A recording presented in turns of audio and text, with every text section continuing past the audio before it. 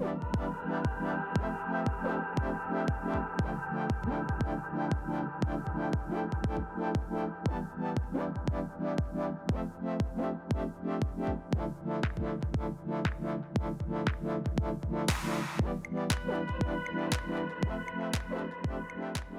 right, table's nice and high. Nice, man. Yeah. It goes up and down? Yeah, if you put some razors underneath, you can put it up higher. So good thinking. Wow, sweet. Think of everything. Yeah.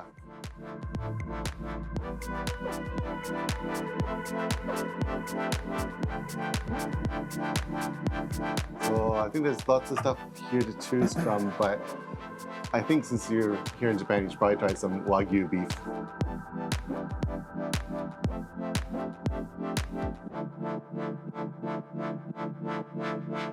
Yeah, I've heard of it. Yeah. It's like Kobe beef? Yeah, there's Same different like places. kinda- Yeah, the one they recommend here is from Yamagata. So Kobe beef is like a version, it's like a specific version of Wagyu is the more general term, right? Yeah, Wagyu was for Japan. Kobe is a city in Japan that they were the most famous cows were from there. But most of the local areas have their own cows as well, their brand of beef. So it's sort of one of the things you can go if you travel around Japan. You can try different types of Wagyu. So Okay. Yeah.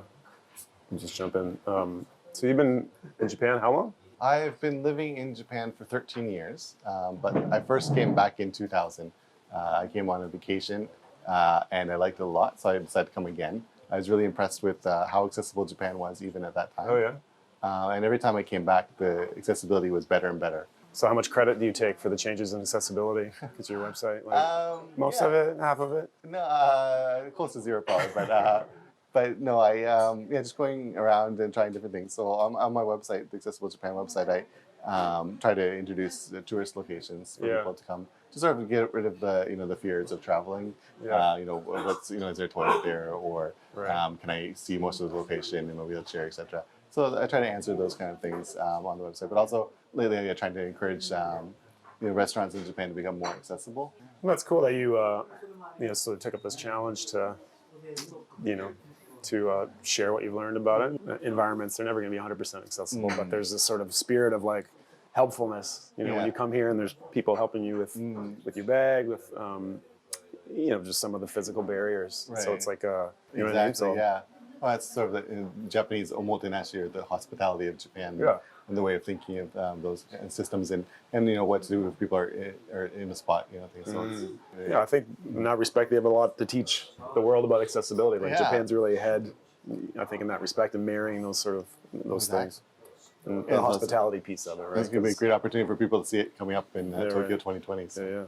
But yeah, even just the conversations around it with the games coming, because it's the type of thing. Like I said, it doesn't just affect the disabled, that small disabled sector of the population, but anybody.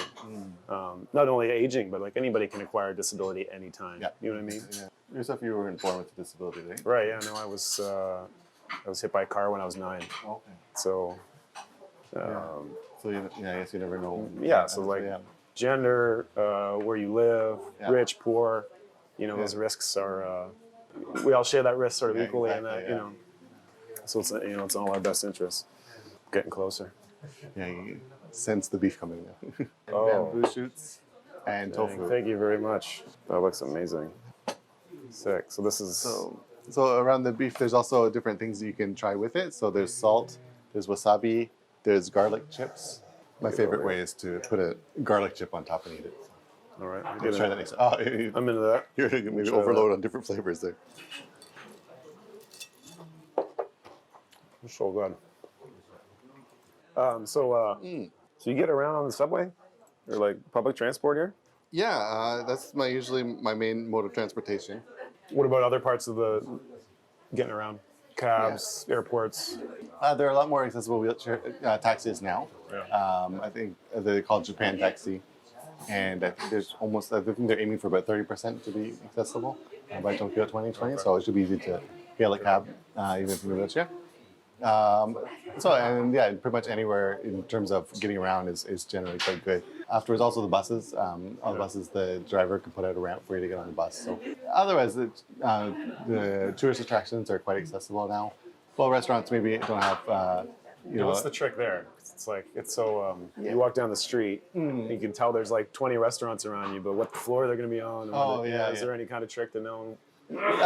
it can be difficult to find accessible restaurants sometimes, but actually, it's really exciting to come here. Even on the sign outside of on the street, there's a mark that this restaurant is accessible, and it's got an accessible toilet, and I've never seen that anywhere else, and so I think that's really impressive. Cutting edge. Yeah, and they have an accessible toilet in the restaurant as well. So. I'm definitely going to come back, I think. So. I'll come back anytime. Yeah. Okay. Yeah. Well, maybe after you win gold. After we win gold. That's right. No, if you guys win gold, I'll treat the team.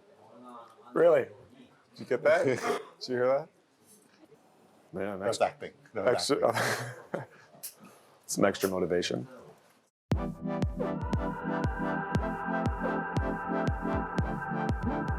Yo, kanpai. To good friends and accessibility. Kanpai. Welcome to Japan. Bye.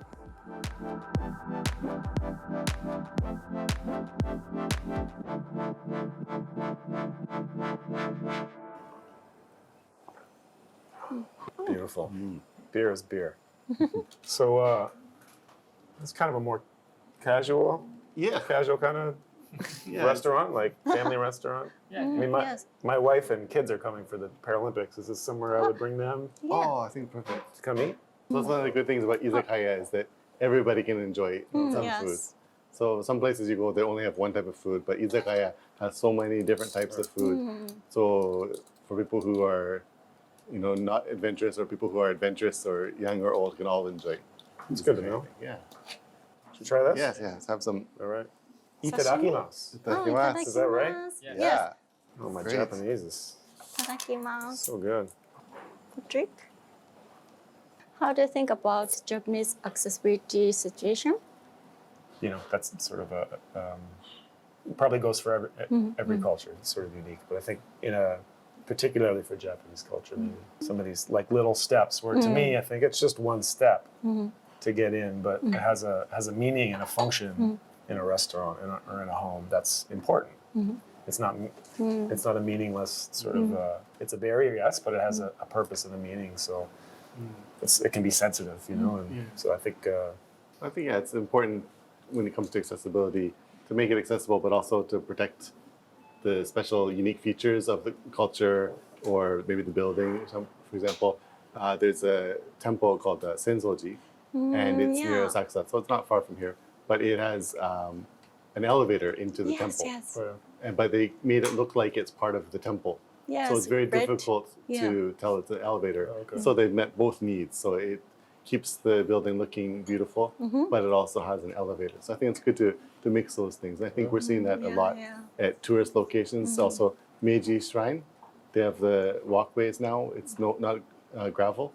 There's also a path for wheelchairs. So you travel a lot. Do you know something different about Japan, or good or bad? And also in Japan, there are very great accessible place, but people don't know about it all over the world. My friend said to me that Japan is not accessible, right?